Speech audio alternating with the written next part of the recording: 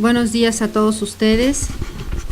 Tengo el gusto de moderar a nuestro gran amigo y maestro, el doctor Samuel Lichtenstein. Samuel Lichtenstein en esta ocasión nos va a hacer una ponencia sobre los efectos sociales y políticos de la actual crisis financiera internacional. Samuel, voy a hacer una breve semblanza que tengo aquí, pero para todos ustedes pues muy conocido desde la década de los 70, un especialista en los temas financieros de quien tanto aprendimos. Actualmente es profesor titular y coordinador del programa de estudios sobre integración regional y desigualdad América-Europa para la Universidad Veracruzana.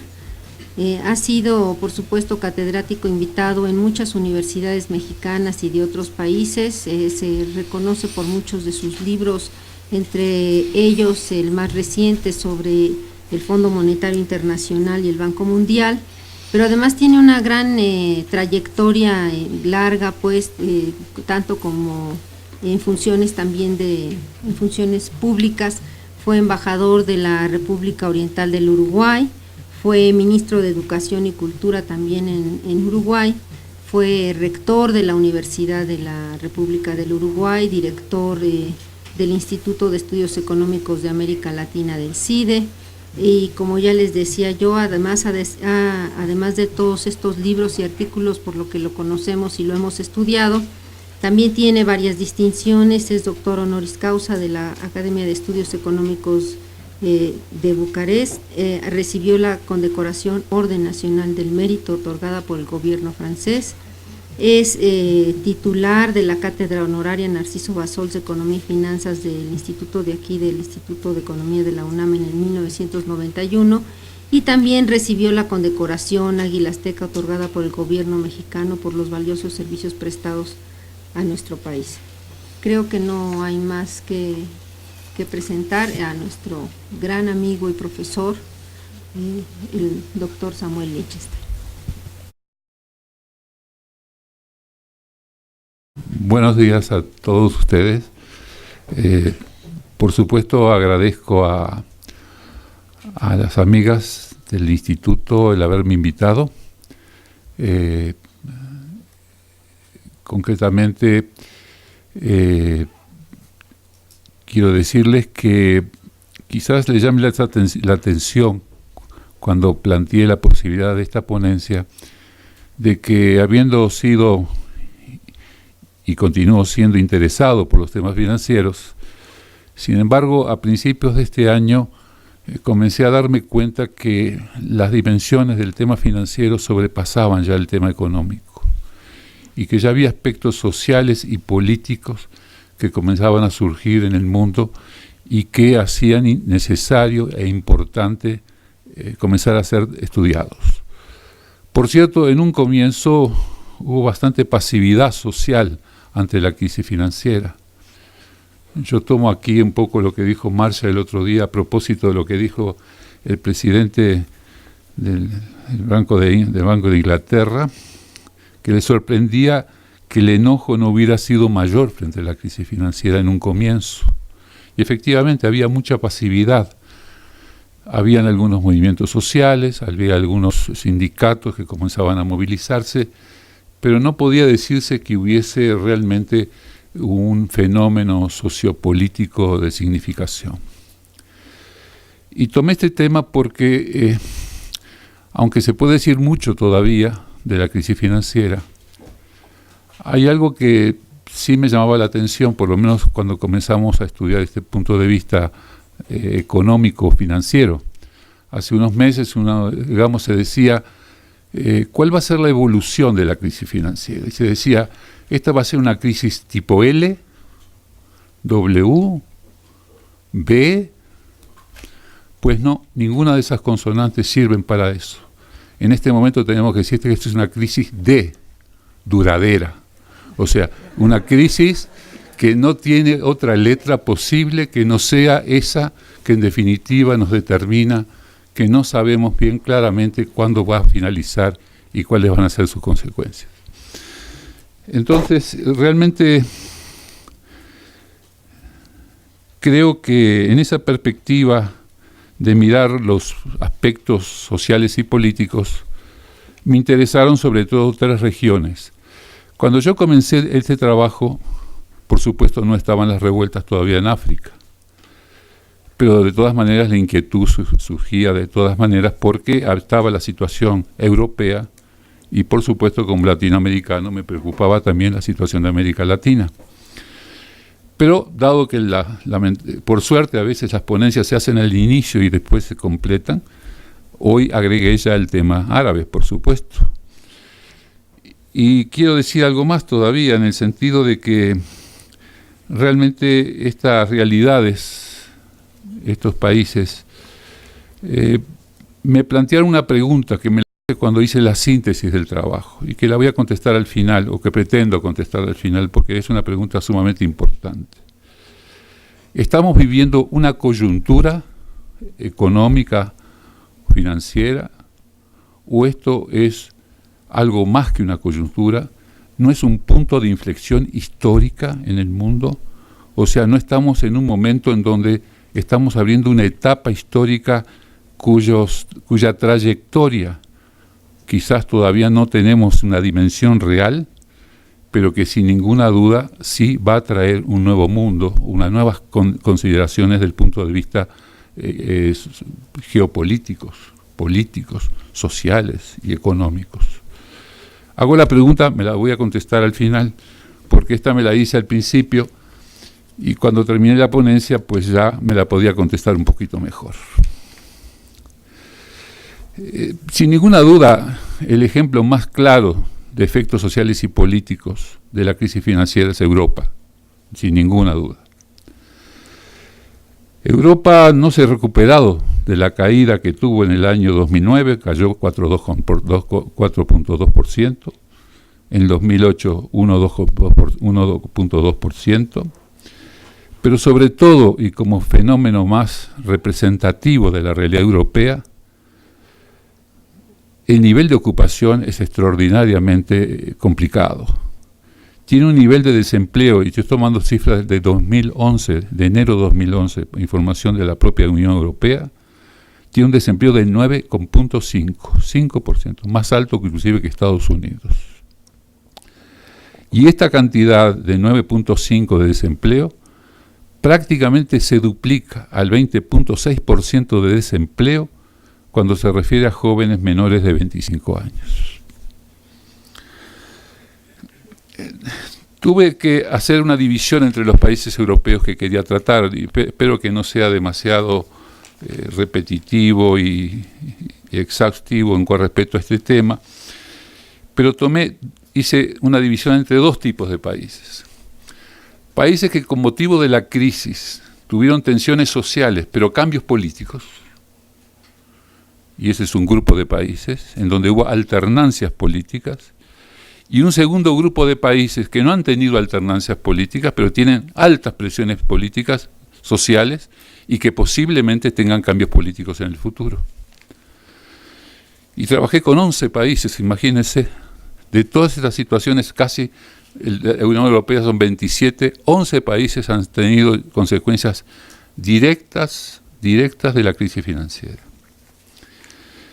Y para los países que han tenido alternancias gubernamentales, políticas, con motivo de la crisis, trabajé con 6 países: Islandia, Letonia, Gran Bretaña, Irlanda, Portugal y Hungría.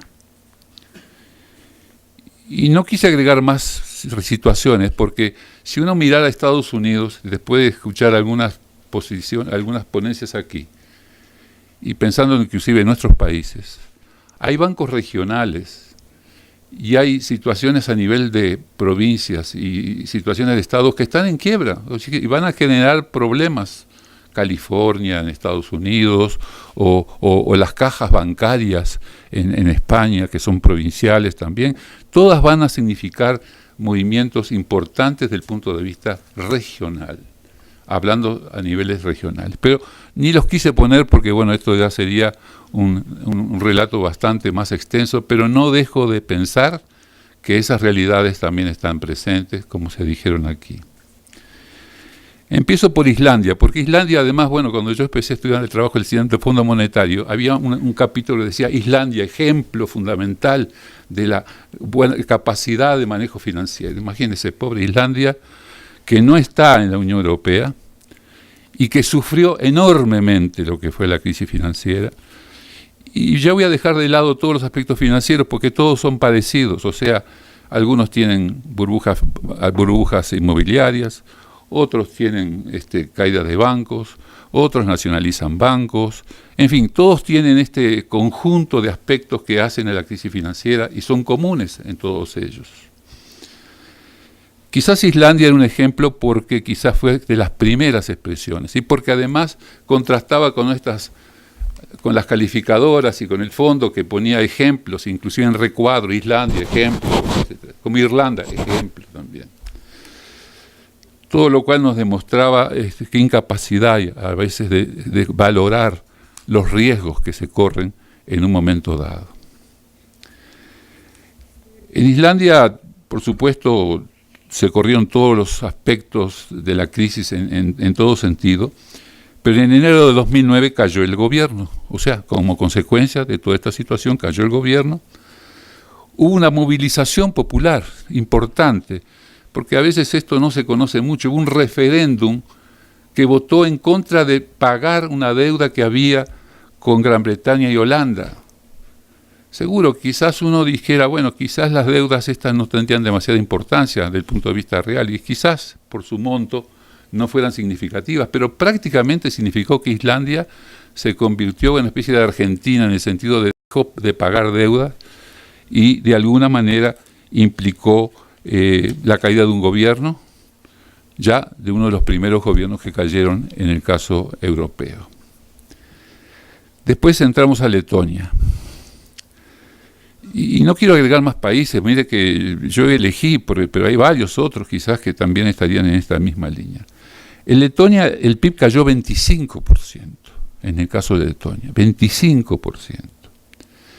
Y ostenta el segundo lugar en la Unión Europea en materia de desempleo. Tiene un desempleo del 18,3%, o sea, 18,3%. Ustedes se imaginan de lo que esto representa, ¿no? No, a veces las cifras no son suficientemente consistentes con lo que uno siente cuando lo vive.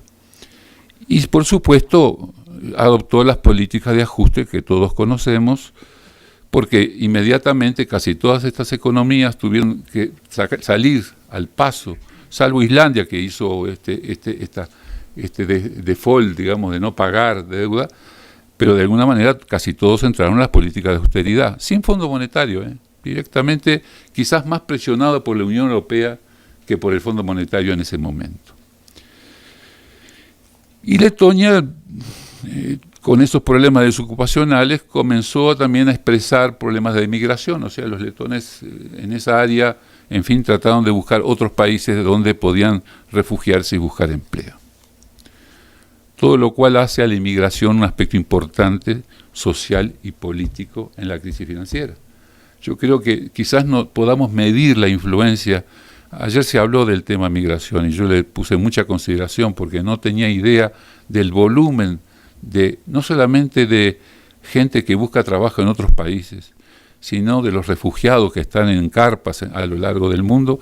Eso es un volumen importantísimo, pero además del punto de vista cultural, del punto de vista social, ese trasiego de población es realmente importante, sobre todo porque a veces trasiegan los pobres, pero muchas veces trasiegan los que tienen capacidad, digamos, que son fuga de cerebros en cierto sentido, y sobre todo los jóvenes, que son los que tienen menos capacidad de empleo en esos países. Gran Bretaña, luego de 13 años de gobiernos laboristas, pues llegó el Partido Conservador, luego de una recesión de 18 meses en Gran Bretaña. Políticas de ajuste, de gasto público, manifestaciones, quisieron subir, pero a veces buscar la baja del gasto público a veces se hace por el lado más marginal. Subir las matrículas universitarias. Bueno, eso generó una movilización a nivel de la juventud y ahora, antes de venir acá, otra movilización y no va a ser la última. seguirán las movilizaciones, cuyo resultado final no digo que sea caer el Partido Conservador, porque acaba recién de ingresar, pero como tiene la guerra con Libia también no se sabe cuáles pueden ser las consecuencias de todo este fenómeno. Portugal, pobre Portugal. Digo pobre Portugal porque lo tienen sometido a una presión. Está pagando actualmente creo que el 12% de interés. O sea, en definitiva, pagar 12% de interés quiere decir que se viene otra crisis porque no puede pagar eso por sus deudas soberanas que están sometidas a la presión de especuladores internacionales y de calificadoras que se encargan a su manera de mover esos índices B, A, B1, B2, B3. Yo nunca los entendí, porque puedo entender los que son buenos, los que son medio más o menos buenos y los que son malos y malísimos. Pero con esas letras, de alguna manera, se clasifican a su manera estas calificadoras que nadie ha calificado, que nadie les ha admitido, que nadie sabe cómo surgieron, pero que ganan mucho dinero y que en definitiva han sido descalificadas, inclusive hasta por los organismos internacionales. Yo creo que en Gran Bretaña, en Portugal, en primer lugar hubo inmediatamente un problema político y renunció el primer ministro, no porque era socialista y porque se mantenía, pero la presidencia tuvo que renovarse, porque con motivo además del hecho de tener que hacer grandes movilizaciones y de los recortes que hubo en todos los campos, porque en el caso de Portugal todavía hoy se sigue pensando qué más se puede recortar. Yo creo que ya no hay campo donde recortar el gasto público. De todas maneras, vale la pena señalar que en la elección del presidente, que no es importante porque ahí lo importante es el primer ministro, que es socialista o era socialista porque acaba de dimitir también, con motivo de que hubo una censura, el 53% del electorado se muestra apático y tiene una enorme desconfianza, no solamente por ese partido socialista que estuvo sometido a tener que poner a prueba a la sociedad con medidas que aparentemente siempre son de centro derecha, pero que tuvo que tomar la izquierda portuguesa en este caso. Cuán lejos está la revolución de los claveles, ¿verdad? Ahora están los jazmines. Yo no sé cuántos jardines vamos a tener que cultivar en este mundo para de alguna manera renovar lo que son las situaciones políticas. Pues ha dimitido también el primer ministro, o sea, las presiones, los ajustes, las movilizaciones y demás han llevado a eso. Portugal también tiene una tasa de desempleo del 11,2%, o sea, no es poquita cosa. Y para menores de 25 años es 21,2%. Portugal además ha sido siempre un país expulsor de mano de obra. Durante la crisis que vivieron, digamos, en la época de las dictaduras, muchos portugueses se refugiaron en Alemania y en países y de ahí obtuvieron recursos, remesas y demás. Pues ahora el proceso vuelve a revertirse, o sea, vinieron, se instalaron, viene esta crisis y ahora vuelven a irse a Alemania y buscar otros países. Irlanda son como esos milagros, tantos milagros que existen, ¿verdad? Ha habido milagros mexicanos, brasileños, argentinos, etc. Irlanda es otro de los milagros, el tigre celta, ¿no? Desarrollo económico, aparentemente tecnológico, etcétera, etcétera, una burbuja inmobiliaria y todo lo que ustedes saben y conocen por todo lo que se ha dicho acá, y una crisis terrible, terrible, de un país que realmente aparecía en primera línea, no solamente en los informes internacionales, como un ejemplo a seguir. Irlanda era un ejemplo a seguir. Ahora se habla de Brasil como ejemplo a seguir, pero Irlanda era el ejemplo a seguir. Bueno, ya no es ejemplo a seguir, porque Irlanda está sometido a las mismas pruebas, digamos, de las presiones especulativas, las calificadoras, en fin. Tuvieron que tomar medidas muy drásticas, inclusive bajar la cantidad de funcionarios públicos, subir el IVA, bueno, en fin, todo lo que ustedes se imaginan en materia de pensiones, disminución de gasto social, todo eso que en definitiva no hace más que abrir un capítulo recesivo para la economía portuguesa y sobre todo de fuertes situaciones desde el punto de vista de las presiones que significaba. Inclusive Irlanda, que tiene un pasado difícil de disturbios sociales, las luchas que hubieron en Irlanda, hacían pensar que si no habría estas movilizaciones nos llevarían a disturbios importantes, al surgimiento de nuevos movimientos armados y cosas de esa naturaleza. Bueno, cayó la coalición política también, ahí cayó también la coalición política. O sea, la fuerza de todas estas medidas llevan a un cambio a un cambio que en definitiva todavía estamos por ver, porque además Irlanda está tratando de negociar con la Unión Europea a ver si le bajan la tasa de interés, porque fueron rescatados, le dieron 115.000 millones de dólares al 5%, miren que no eran concesionales, y está tratando de ver si se la pueden bajar la tasa, si se lo pueden postergar, en fin, negociando todo lo que pueda. Pero Irlanda también tiene un desempleo del 13,5%, 13,5%, y uno de los más altos niveles de desempleo juvenil, 29%. Los menores de 25 años tienen un desempleo de 29%. Irlanda ha sido otro de los países expulsores de fuerza de trabajo. Yo recuerdo, en fin, ustedes sabrán, todo lo que fue el movimiento hacia Estados Unidos, la integración de los irlandeses, pero cuando vino el milagro irlandés, volvieron muchos irlandeses, o hijos de irlandeses, o nietos de irlandeses, y ahora se encuentran con que tienen otra vez que salir, buscar algún país de habla inglesa, que puede ser Estados Unidos o Australia, Nueva Zelanda, porque no van a ir a España a trabajar. No, digo por una naturaleza, por la forma, en fin, por la cultura y demás, y encontramos entonces un país donde es expulsor de mano de obra también. La inmigración irlandesa va a comenzar, si no ha comenzado ya, y comienza a jugar. Hungría.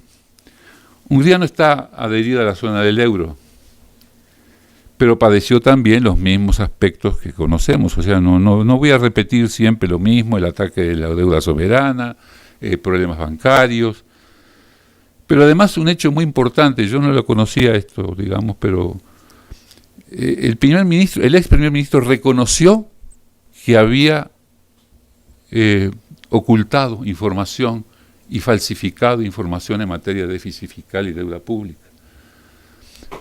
Bueno, esto parece ya ser una regla general, o sea, a veces lo dicen y a veces no se dice, pero de todas maneras esta es la realidad que llevó a que a los húngaros fue una indignación, digamos, saber que su primer ministro dice, yo los engañé, no, tenemos una deuda mucho mayor, tenemos un déficit fiscal mucho mayor, estamos en crisis realmente financiera.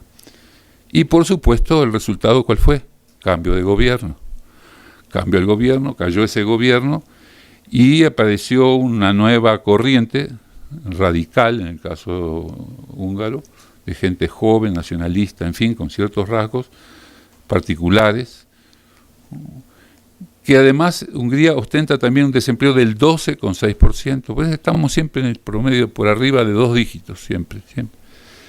Pero con una población menor de 25 años de 30,5%, 30,5%, o sea, ese es un porcentaje importante.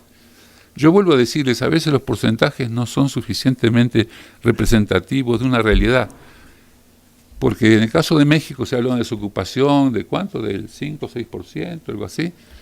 Seguro, está siempre la inmigración a Estados Unidos, que es una gran salida, pero 5 o 6%, y estamos hablando de 12% de desocupación, pero sí los nini, en fin, los desempleos juveniles, sí están presentes y ya comienzan a jugar y plantearse sus problemas.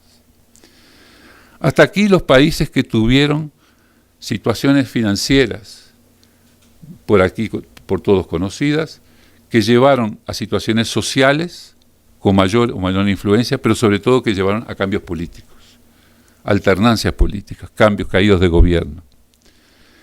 Pero hay 5 países, y yo no sé si no agregaría Alemania también,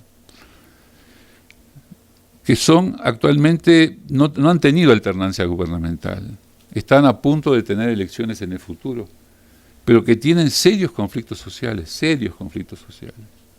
España, Grecia, Bélgica, nada menos, fíjese de qué estoy hablando, Italia y Francia. Y no agrego a Alemania porque Alemania ha tenido últimamente elecciones y la señora Merkel ha perdido posiciones que seguramente pueden augurar, no se sabe cómo, pero quién sabe, y quizás la llevó también a ser un poco, no apoyar totalmente la coalición con Libia, porque pensó que ese podía ser un aspecto también negativo, pero hay un aspecto político en juego que en el caso alemán también puede jugar. Pero vamos a entrar a España. España es un caso dramático. La famosa crisis del ladrillo, ¿no? Bueno, una burbuja inmobiliaria de una cantidad enorme, en fin, y todos los aspectos financieros que ustedes pueden imaginar, a los cuales se agregan estas cajas provinciales que están todas tratando de unirse, desunirse, porque no hay manera de consolidarlas, y que son todos problemas regionales, porque son cajas, no son nacionales, sino que son de Cataluña, de Andalucía, en fin, de distintas secciones. Y que tienen activos incobrables, por supuesto, y que tienen problemas de capitalización y de pago. En el caso del gobierno de Zapatero, yo creo que inicialmente no logró,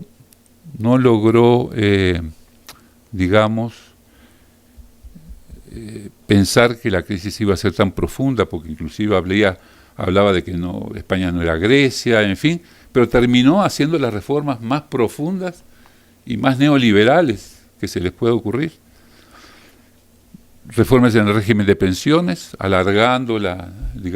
como siempre, alargando la fecha para poder retirarse y agregando la cantidad de años para que la contribución sea mayor. Y sobre todo una reforma laboral que flexibilizó, como siempre, esta reforma laboral que se ha extendido en el mundo actualmente, flexibilizando despidos, contratación precaria, temporal, en fin, todos los aspectos que hemos visto que inclusive juegan en el caso mexicano de los subcontratados y de los sistemas outsourcing. Todo esto ha producido una disminución de la popularidad del gobierno, digamos, de Zapatero. Zapatero tenía X nivel de popularidad y apoyo y actualmente ha venido bajando. Pero quiero ponerles la cifra. España es el que tiene el nivel de desempleo más alto en Europa. Ya se convirtió en el primero, en enero 2011. 20,4% de desempleo. 20,4% de desempleo. Y para la población joven, ¿ustedes se imaginan cuál es la población joven menor de 25 años con desempleo? 43%. No quiero decir que cada joven, de cada 2 jóvenes, uno carece de ocupación remunerada. Es cierto, no es posible pensar que todos están sujetos a ser trabajadores, pero quienes hemos estado estudiando sabemos que a partir de los 20 años uno comienza a buscar empleo, ¿no? Parciales, totales, porque además si la situación económica de las familias comienza a ser mala, pues naturalmente hay una... Así que este 43% pesa y es importante en las familias españolas. La oposición ha ganado fuerza, así como con motivo de aquel acontecimiento en marzo que Aznar no supo valorar y se lo adjudicó a la ETA, en fin, y llevó al triunfo de Zapatero. Esta situación de crisis financiera está llevando poco a poco, y el año que viene, ahora hay elecciones autonómicas en mayo, pero el año que viene posiblemente haya elecciones presidenciales, y entonces ahí aparece el Partido Popular, otra vez, con el señor Rajoy, con sus medidas de extrema dureza con respecto a bajar aún más todavía la austeridad, yo no sé cuánto más, porque se ha tratado de bajar, y existe, por lo tanto, no alternancia política actual, pero sí un futuro de alternancia política en España casi seguro. En las encuestas hay 13%, 13 puntos por arriba del Partido Popular sobre el Partido Socialista. O sea, es muy difícil que eso cambie, y sobre todo porque este año va a crecer 0,8% a España. Y se habla de recuperación. Bueno, yo no entiendo cuando se habla de recuperación yo ya no entiendo, porque per cápita es negativo, por ejemplo, ¿no? Entre otras cosas. Pero bueno, todos tratan de recuperarse un poco, por lo menos en la palabra, ¿no? Digamos, en términos psicológicamente, sí. Sí, porque ya la psicología y la economía andan de la mano en muchos aspectos. de la mano y de otra manera también. El caso griego, bueno, el caso griego es otra historia, ¿no? Porque realmente en Europa uno decía Tratado de Lisboa, Constitución Común, todas las instituciones en España fueron increíblemente avanzadas, ¿no? Protección social, toda una cantidad de acuerdos. Lo único que no cuidaron fue la retaguardia financiera, porque si bien en Maastricht fijaron topes, etcétera, todos lo superaron y nadie controló eso, nadie. Y menos el fondo, que por supuesto no podía hablar ni decir nada, porque ¿qué iba a decir contra Europa? Grecia, y además Grecia, que es el origen del drama, de la tragedia, bueno, fue la tragedia en vivo. Porque además lo de Grecia no afectó a Grecia, afectó a la Unión Europea. La Unión Europea se puso con motivo de Grecia. Inclusive se habló de que Grecia tenía que irse del euro, pero como en los países no se pueden ir del euro si no tienen que pedir salir del euro, entonces Grecia no se quería salir. Que lo rescataran, por supuesto, y lo rescataron, ya le dieron como 50.000, 60.000, bueno, yo las cifras, 60.000 millones de dólares. Allá, dólar más, dólar menos, ¿verdad? No importa demasiado. Pero sí, como en el caso de Hungría, pasó algo extraordinario, o sea, también defraudaron las cifras. Fueron fraudulentas. Con la ayuda de Goldman Sachs y con sus hedge funds, resultó que pudieron manipular las informaciones ante la Unión Europea y ante el mundo, diciendo de que no tenían los problemas que tenían, y efectivamente falsearon las cifras. Y todavía hoy no se sabe muy bien. En Portugal, ahora que están hablando de que las cifras que se dieron hay que modificarlas porque se olvidaron de algunas empresas públicas que tenían déficit. O sea, siempre se olvidan de algo, ¿no? Digo, es increíble. Uno dice, tanta contabilidad, tantos funcionarios que trabajan en programación, en la parte fiscal, y no saben sumar los déficits de las empresas públicas. Bueno, a veces en algunos países también nos pasa lo mismo. En el caso de Grecia, como en algunos otros países, hay el problema de los inmigrantes. Por lo pronto, los que no han podido ingresar a España están tratando de ingresar por vía por Grecia, no porque sepan hablar griego, sino porque es la manera eventualmente luego de Grecia irse a España o irse a algún país hispano.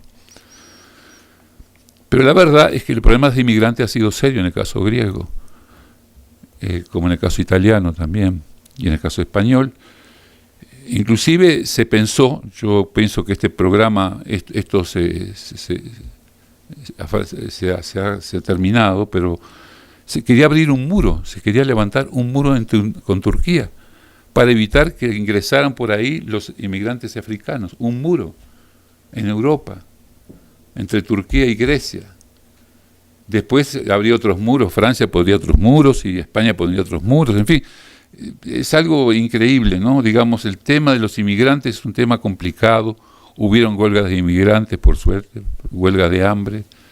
Quedó involucrada la Universidad de Atenas, por cierto, con la huelga de hambre. Y seguro la inmigración en estos países con tales desempleos generan sentimientos encontrados, ¿verdad? Porque por un lado se necesitan y por otro lado son rechazados. Porque además hay un problema de integración de inmigrantes, sobre todo de origen africano, en países que no tienen esa tradición y que tienen culturas parecidas.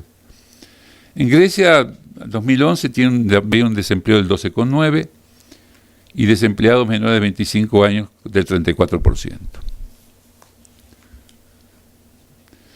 Cuando escribí este artículo decía, a 8 meses de las últimas elecciones, Bélgica no tiene gobierno. Pues ahora a 10 meses tampoco tiene gobierno. O sea, es increíble. Bélgica, donde están todas las sedes de los organismos habidos y por haber, que son internacionales, y que uno dice, bueno, pero ahí debe estar la crema innata de la capacidad de funcionar en forma cooperativa, no se pueden poner de acuerdo en hacer un gobierno. ¿Y cuál es el origen? También está la crisis de por medio. Porque como hay que bajar el gasto público, Bélgica tiene 2 zonas bien determinadas. La zona flamenca del Flandes, que es más numerosa y más rica, y la zona del sur, valona, que es más pobre y de menos recursos. Normalmente cuando hay recursos, ¿qué pasaba? Se transferían recursos del norte, o en fin, recursos nacionales, al sur, para mantener la protección social, la seguridad social y todos esos valores que Bélgica tenía en cierto modo.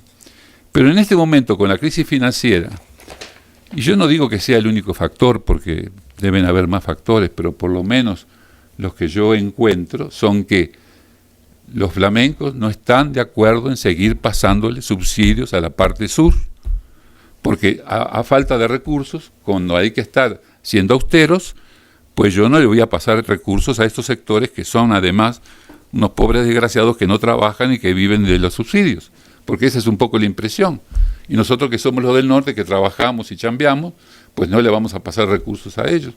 Y pienso que en esta lucha, diríamos, por los recursos, y no digo que sea el único factor, porque no conozco la realidad belga en profundidad, pero sé que este factor juega, existe un elemento que ha postergado. En el caso de Bélgica, ayer hubo manifestaciones inclusive de la gente joven pidiendo, por favor, formen un gobierno, hagan algo.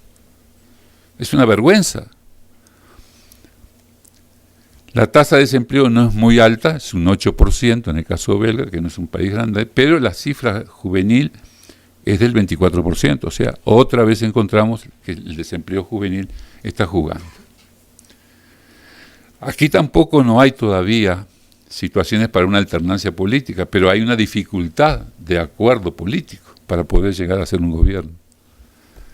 Italia. Bueno, Italia, a mí siempre me contaban que Italia tenía todos los problemas políticos habidos y por haber, pero la economía funcionaba. O sea, que la política y la economía no tenían nada que ver. En la política, todos los aspectos negativos que ustedes se pueden imaginar. Pues ahora lo sigue teniendo, tienen a Berlusconi, ¿no? Con todos sus escándalos, todo. La economía sigue funcionando, pero en crisis ya no funciona tan bien. Berlusconi además no es Gaddafi, pero ya tiene 10 años en el gobierno, ¿eh? Viene desde el año 94 con interrupciones, o sea, es una figura permanente en el gobierno italiano. Y cada vez más se pide renuncia. Yo veo intelectuales de peso, ¿no? que están pidiendo la renuncia, y hay movilizaciones porque también hay recortes, hay problemas de toda naturaleza. Y pienso yo, digamos, uno puede entrever que la situación del futuro de Italia es un cambio de gobierno.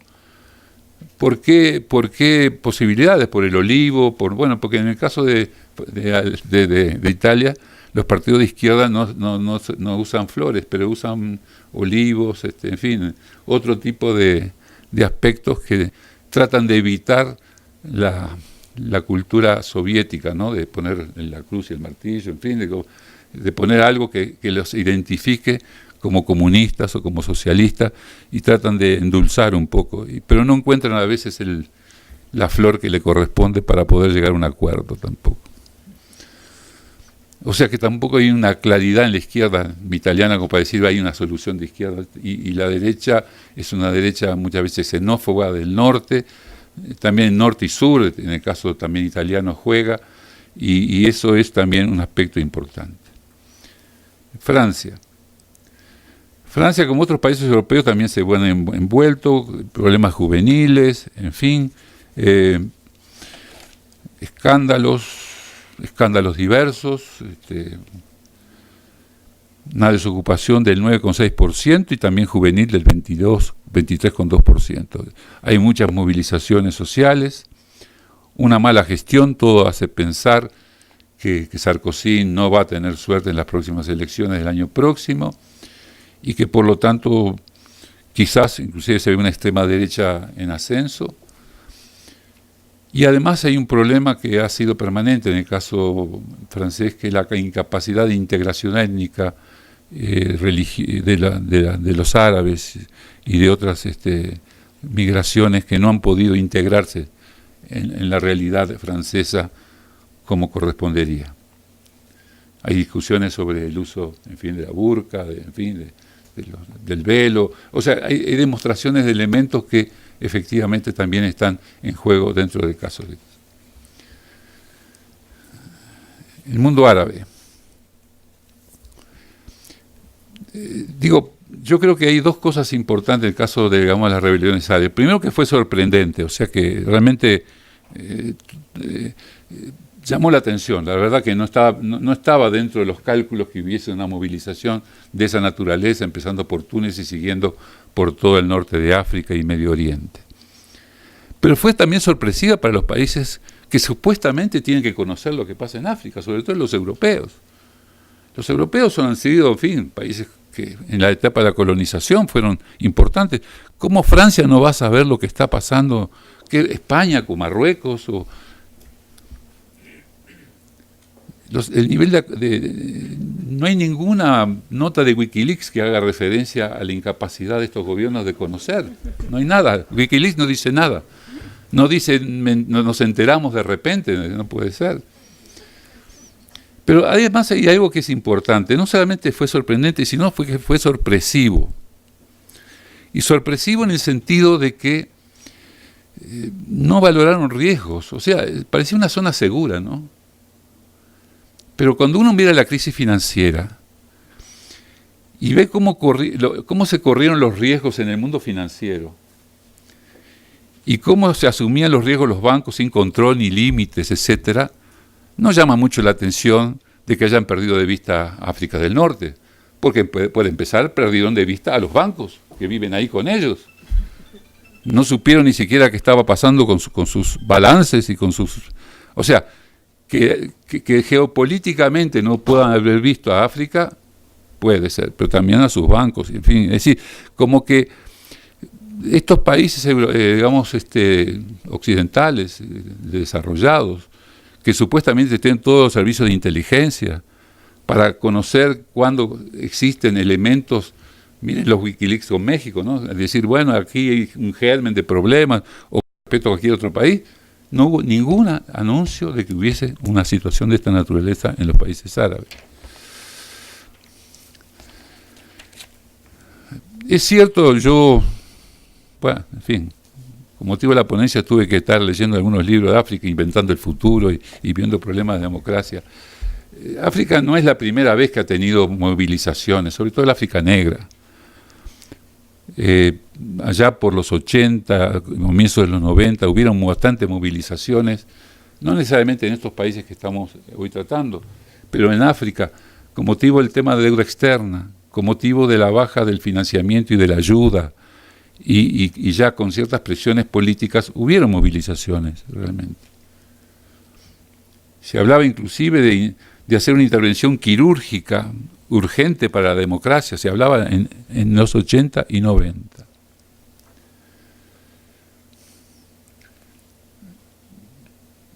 Es cierto que muchos de esos movimientos tuvieron que ver mucho con los movimientos islamistas y los partidos políticos islamistas que no tenían acceso a la política. Bueno, yo no voy a hablar mucho de los países árabes porque ustedes ya en la lectura habrán encontrado todos los aspectos habidos por haber de por qué se les adjudica a estos movimientos, gobiernos autocráticos, monárquicos, burocráticos, vitalicios, corruptos, ausencia de canales institucionales y electorales para encauzar ideas, dificultades para emigrar, eso es importante. El hecho de que Europa haya comenzado a limitar también generó una presión sobre estos países.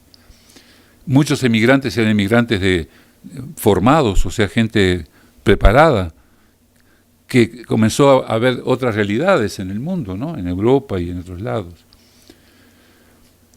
El segmento menor de 25 años es la mitad de la población. Es la mitad de la población en Túnez, en Libia, en Egipto. Y tiene tasas de desempleo a nivel, digamos, juvenil, tasas de desempleo bastante altas. 34% en Egipto, 31% en Túnez. O sea, había elementos. Digo, quizás no sean los únicos, a veces se le puede agregar elementos étnicos, religiosos, los aspectos de tribus, tribales que se comenta. La verdad que en materia de tribus tenemos bastante historia también en América Latina, o sea que eso no nos llama la atención, las tribus políticas, ¿no? A las cuales a veces hacemos alusión, y que todos estos países tienen, por cierto. Pero estas tribus parece que tienen su peso específico y tienen su fuerza propia. También la importancia de la penetración del Internet, las redes sociales, en fin, todos estos aspectos yo creo que se ha ido decantando y demostrando el por qué se fue haciendo de todo esto una situación difícil. Yo creo que no se puede adjudicar el movimiento árabe o los movimientos políticos árabes a la repercusión de la crisis financiera. Yo no diría hay una relación directa crisis financiera, movimientos árabes, porque no tuvieron la misma consecuencias, o sea, no fueron países que hayan tenido crisis financieras propiamente dichas. Pero no es casual que haya sucedido prácticamente con simultaneidad, o sea, no es casual. Yo creo que cuando se analice un poco más en detalle lo que pasa en Europa, no dejó de influir también en el mundo árabe.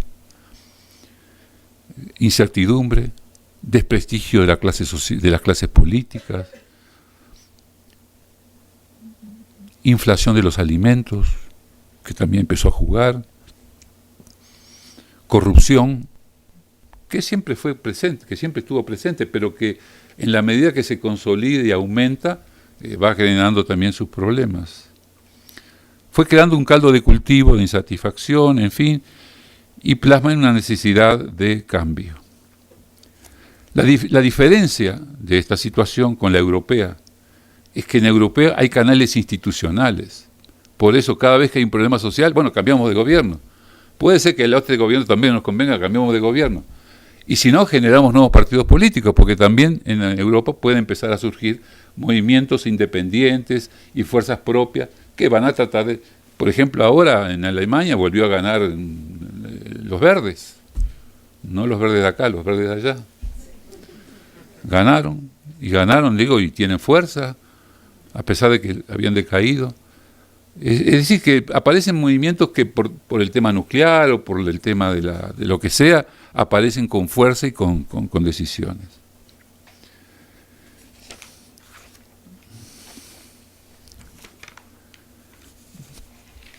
América Latina. En América Latina yo diría que no estamos viviendo la crisis política y social que estamos viendo en Europa. Esta vez sí, así como los términos de intercambio son favorables a nosotros, los que son productores de alimentos o materias primas o energía, en este momento también nuestros términos de intercambio político y sociales son mejores también. O sea, no tenemos situaciones, salvo la de Honduras, que fue un caso muy particular, no hubo ningún movimiento social y político que podamos decir de rebeldía, de situaciones que pudieran hablarse. El producto se redujo en 2-3% en el 2008, pero ya en 2009 y 2010 es positivo, es 4,1 y 6%. Y hay países como Argentina, como Brasil, como Uruguay, como Chile, que están como los asiáticos, del 8%, creciendo al 8%. Seguro, favorecidos por precio de alimentos, precio de energía, precio de materias primas, porque no es otro el concepto que juega ahí, sino estos precios de materias primas que se han ido al cielo y que, por supuesto, han puesto en mejores condiciones.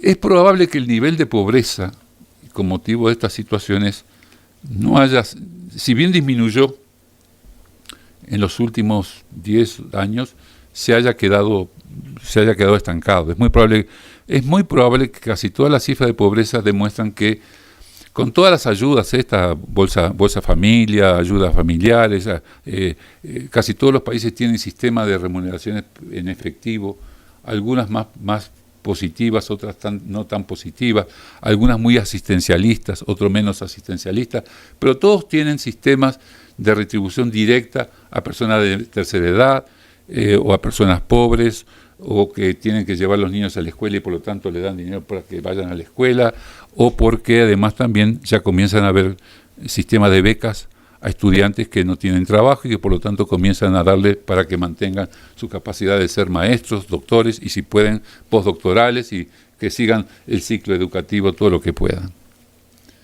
Que por cierto es una realidad que tenemos que asistir también. La tasa de desempleo es 7,6%. Si ustedes ven 7,6% y miran lo que es España, 20 y tantos %, es un mundo de diferencia. Las remesas cayeron, pero no cayeron tanto, digo, han vuelto a recuperarse un poco, pero lo suficiente como para que no sea un factor tampoco, digamos, disruptivo con respecto a lo que ha sido las ayudas que esto se representaba a muchas familias pobres en América Latina.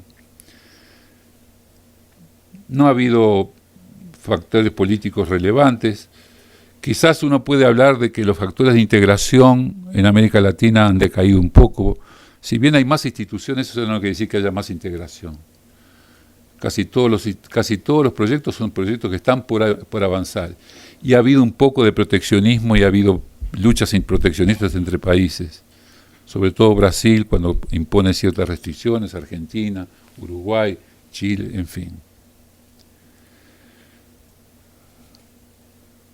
Y sobre todo, como todavía las políticas, y no importa cuál es el signo de estos gobiernos, porque puedo hablar perfectamente de gobiernos de izquierda, o se dicen de izquierda porque ya no se dicen ni socialistas ni revolucionarios, estos gobiernos de izquierda, han mantenido sus políticas neoliberales en materia financiera, y entonces resulta que uno de los sectores que todavía paga precio a estas políticas ortodoxas es la educación superior. Casi todos estos países viven problemas de restricción de gastos. Con este aumento del producto, sin embargo, no logran aumentar los gastos en educación y menos en ciencia y tecnología. O sea, esto es porque además pasa lo siguiente. Aún Brasil, del cual se hace ejemplo aquí como más del 50% son materias primas y alimentos. Brasil exporta carne, exporta soya, exporta café, acero, o sea, son en general países que han el cobre en Chile, Uruguay también en la carne o la soya, Paraguay, en fin, casi todos siguen siendo exportadores, primarios exportadores, y cada vez más primarios exportadores, donde no incluye mucha tecnología. ¿Por qué? Claro, se puede exportar carne, si el precio sube el 40%, eso está fenómeno, no pasa nada. E inclusive si pudo aumentar el precio interno, mejor todavía, porque gano afuera y gano adentro también, porque sí usan a veces el mercado interno como un sistema de compensación por si hubiese algún problema internacional. Por lo tanto, en América Latina no ha habido. Lo que sí existe, y yo creo que es como, no un caldo de cultivo, pero hay una situación realmente complicada, es la desigualdad, la falta de equidad. Sigue siendo el continente que tiene mayor inequidad desde el punto de vista social. Las últimas cifras dicen que, bueno, el 20% más rico en América Latina en promedio, tiene ingresos personales por hogar 17 veces mayores que los ingresos del 40% más pobre. Y yo siempre en la cabeza tengo una cifra que a mí me resulta muy cómoda. 10 y 40. El 10% de la población tiene 40% del ingreso. Y el 40% de la población tiene el 10% del ingreso. Esa cifra me ha resultado una constante, y por más que me den cifra, siempre me encuentro con que los casos más extremos, que son Brasil y México, me sirven como punto de referencia. Pero también está entrando Uruguay en eso. O sea, Uruguay creciendo 7-8%, la pobreza no aumenta, puede disminuir, pero la inequidad aumenta. Y ese proceso de inequidad genera una situación que uno no puede decir que sea inmediatamente de valor social y político, pero que va a generar y genera un factor distorsionante a futuro. ¿Por qué? Porque hoy crecemos, y crecemos porque esos alimentos y materias primas y porque el petróleo, pero si se da cualquier producto, si se produce cualquier baja, inmediatamente se produce un efecto, digamos, contraproducente por ese factor. Bueno, de las conclusiones que quiero sacar son los siguientes. Con respecto a las 11 realidades europeas que analizamos, etcétera, yo veo que hay una tendencia aparentemente contradictoria, porque estamos hablando de políticas que son de estrechamiento del gasto social y demás. Sin embargo, desde el punto de vista político, tendencias a la centro-derecha en Europa, en general. Y están cayendo además los países que tenían regímenes socialistas. O sea que hay una tendencia al centro de derecha, entre otros motivos, porque también está el tema migratorio, o sea, el poner límites a la migración, migración que está ahí en la puerta, esperando para entrar, con Libia, con Túnez, con Egipto, y por lo tanto seguramente van a haber presiones para que de alguna manera eso no se introduzca como un factor disruptivo dentro de esos países. Consecuencias fundamentales que uno puede ver: recortes al gasto y la inversión social derivado de las políticas anticrisis que suceden en Europa. Importancia adquirida por elevadas tasas de desempleo. Y yo acá le doy gran importancia a la gente joven, ¿eh? Mire que los movimientos, esto en Túnez, en Egipto, etcétera, la gente joven apareció en primera línea. Y siempre la gente joven, sobre todo universitaria, es el movimiento síntesis. Siempre aparece como el aglutinador de las frustraciones y de la capacidad. No estoy hablando del 68, sino en general han sido siempre la gente universitaria la que asume en estos momentos, digamos, críticos, un papel a veces por delante de movimientos sindicales que a veces están en retroceso, como en el caso que a veces existaba. Niveles de pobreza que van aumentando en algunos países, corrupción creciente, profundización de las brechas de desigualdad y aumento de la tensión, y la importancia que yo le doy a los movimientos migratorios. Yo creo que los movimientos migratorios van a cumplir un papel importante en el futuro inmediato. Bueno, para terminar, vuelvo a la pregunta inicial. ¿Esta es una coyuntura o un punto de inflexión histórica? Me hacía la pregunta, ahora me la contesto. Yo creo que es un punto de inflexión histórica importante. Nosotros vamos a observar, no sé si en 5 años, si en 10 años, pero vamos a observar un cambio fundamental en las condiciones, en el mapa geopolítico, económico y social que se puede vivir, sobre todo en los ámbitos más críticos. Y quiero recordar algo, hace un siglo, en esta misma década, en la década de los 10, Revolución Mexicana, Primera Guerra Mundial, Revolución Rusa. O sea, hace un siglo, esos 3 fenómenos abrieron campo a una nueva situación en el mundo. No vamos a tener, seguramente, Revolución Mexicana, quizás no Revolución Rusa, quizás no sé si ya una Primera Guerra Mundial o no. Guerras sí, muchas, pero no tengo la menor duda que esta segunda década del siglo XXI, en comparación con aquella del siglo XX, va a ser un punto de partida de un cambio, de inflexión geopolítica y en los espacios sociales, y quizás desde el punto de vista económico también. Muchas gracias a ustedes.